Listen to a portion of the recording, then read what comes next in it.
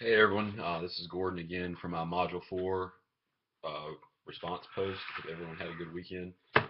Um, to get into this, first on Phyllis's video, I thought she did a great job of explaining intersectionality and about not only on college campuses, but everyone has multiple identities that compose themselves, and they're just not just one part of a person. There's actually a lot of different parts that make up the whole individual, and you can't just classify one person just by just one objective of themselves. Um, Moving into that, I enjoyed Todd's video and his description of the student on campus at Methodist.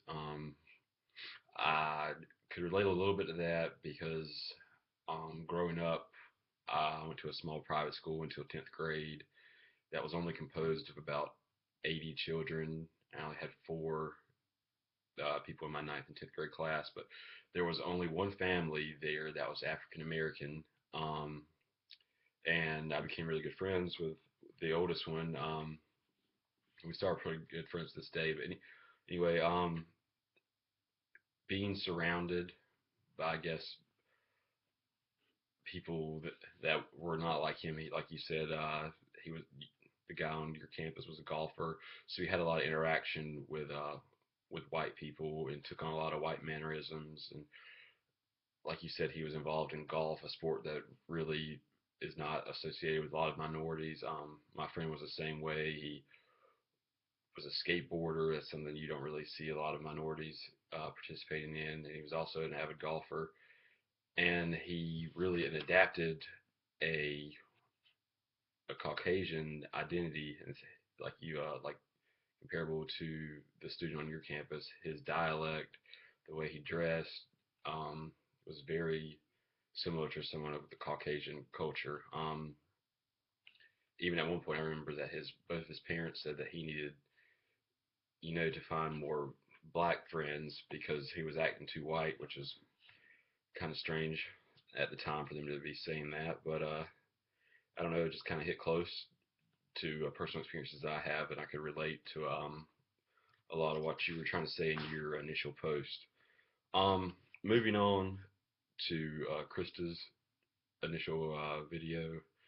Um, Thought it was great the work that she's doing with the BSU at Wingate, and drew in some of her personal experiences about how they felt underrepresented and felt like their voice really didn't matter, even though it seems like the new chancellor is doing a lot to do his part in saving minority clubs on campus or affiliate clubs that have affiliation with minorities represented on Wingate's campus.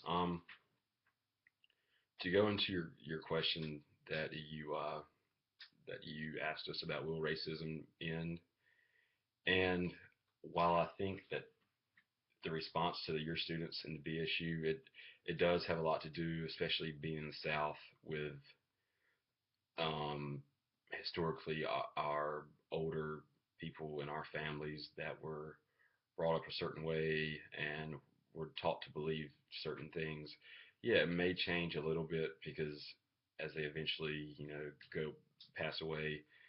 Um, but I think racism is definitely uh, learned. It's a taught belief, and with while there may be less racism in the eyes of African Americans, in a sense, um, with people that viewed had slaves, or during the 60s where African Americans fought for their rights. While that part of racism may be alleviated, I mean, I don't think racism will ever die. I mean,